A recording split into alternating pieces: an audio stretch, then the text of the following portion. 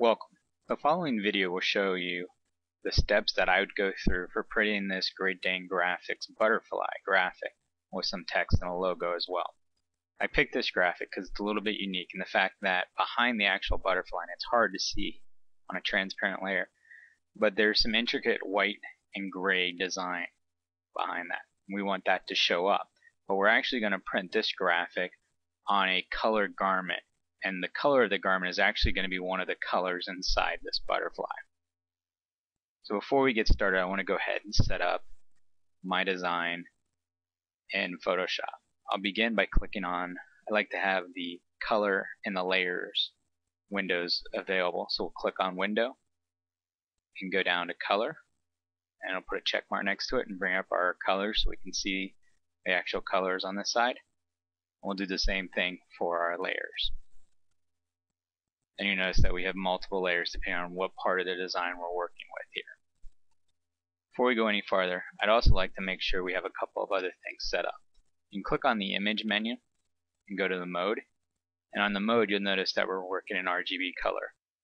Recommend using the RGB color just because it has a larger color gamut. It tends to make the colors pop a little bit better compared to printing in CMYK or any other modes. The other thing we'll also look at is some people like to have their canvas size be the same size as their platen. To do that, you can just change this if you like. We're going to print on a 14 by 16 platen, so it just expands it out a little bit more.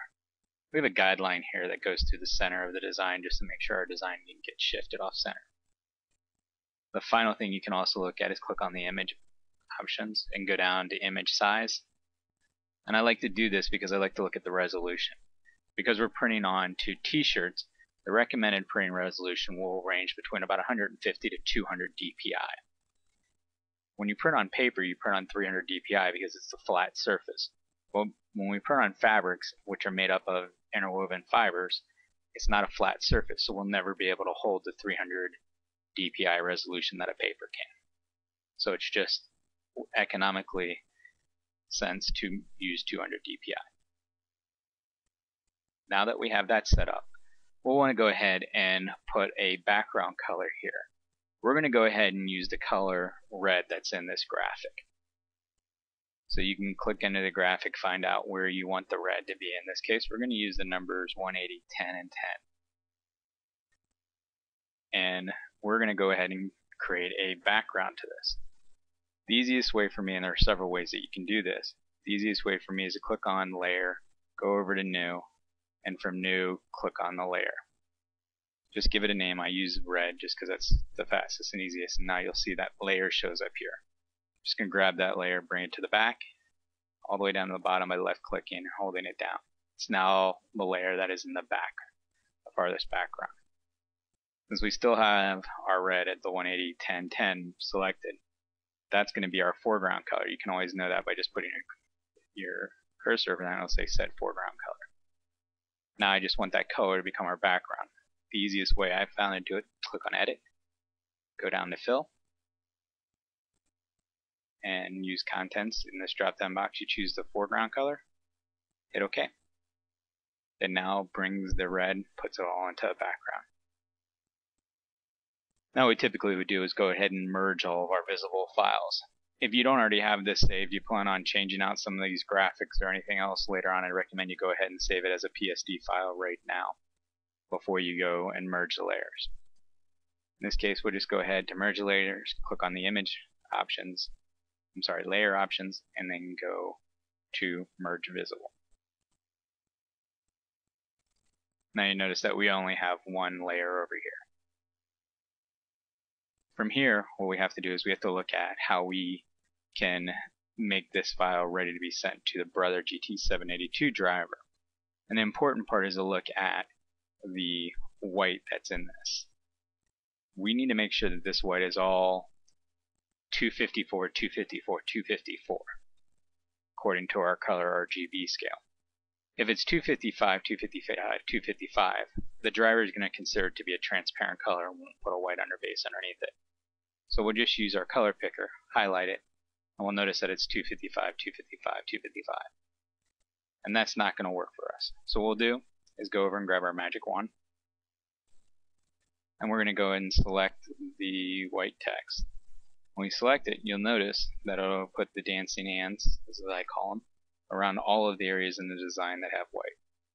In some cases, you might need to uncheck the anti-alias and contiguous options. Once you have all of that selected, come up here and just go ahead and change the 255s to 254. Once you've changed that, go up, click the edit option again, go down to fill, and we're going to fill with our foreground color again. Now we'll do, let's just go ahead, unselect all of that. We can double check by selecting our eyedrop, click on it, and now you notice that's 254, 254. I like to do it in a couple different places, make sure that I've got everything correct. So you can click on different areas, click off it, and click back on, and everything has changed. Now I also want to go ahead and just click on this background here so I can get my background RGBs up here, which we'll use when we go to send the file to the printer, which we'll go ahead and do now. Click on the File option, go down to Print. In this case, I'm going to print using the Brotherr GT-782 file output. This will allow me to view it as an ARP file before sending it. Once we have that, we can click on the page setup. So give us our options. We're printing this on the 14x16 platen. If you were printing on any other platen, you could just select it from the drop-down box. We're going to choose the color with white option since that's what we're printing with. And we're also going to print this with black ink. If we were doing it on a dark black garment, we could choose the option to remove the black ink if we wanted to, but in this case we'll keep that there. When we come down to our white volume, the slider will allow you to choose how much white ink you want to put underneath it, 5 being the maximum. On average, most people will go ahead and use a 3. When it comes to the white highlight layer, it's not always required, but anytime that you have any pure white lettering like we do in this case, I recommend you at least using a 1 setting for the white highlight layer. Under the color processing, you have your options of going with using the slider for saturation and contrast. With the saturation, that just increases the color brightness, and underneath contrast, it makes the image lighter for lighter colors or darker for darker colors. These are the same type sliders you'll find in Photoshop as well. What we'll want to do though is click on the Advanced button up here. This is going to give us our option to create our transparent color. So we'll come over here and click on the transparent color. You can pull down the drop down box, and in some cases you might find the number and the exact color that you're looking for. If you don't see that, it's not a problem. Just go ahead and click on the custom color and then come down and click on the define custom color option down here, and then you can type in your RGB. In this case, our RGBs was 180, 10, and 10. We'll go ahead and add that to a custom color. Make sure you come over here and select that underneath your custom color and then hit OK. You then have your tolerance slider. You can use this to give it as much tolerance as you like from these exact numbers. I'm going to just in this case go ahead and select 50. You can try 30, 40, whatever number you think would work best for you. Underneath the choke width, the average choke width setting is 2 for the GT-782 printers, but some variables might be required for your printer. Our CMYK color inks is just the amount of ink volume that we're going to use. Most of the printers will print somewhere between an 8 to a 10. In this case, we'll go ahead and leave it at 10.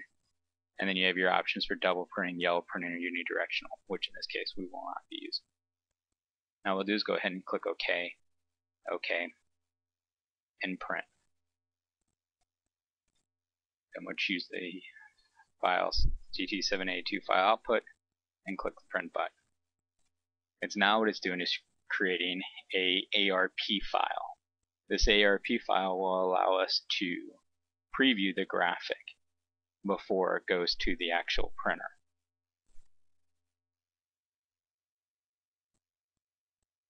So it'll bring up our preview window.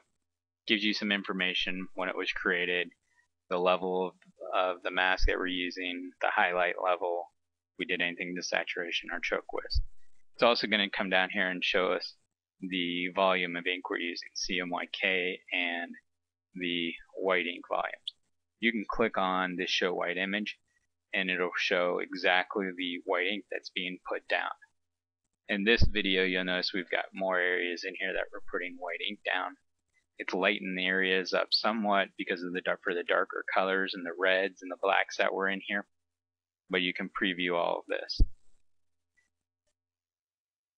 Once we have that, you can just go ahead and choose to save your file. In this case I'm just going to save my file to the desktop.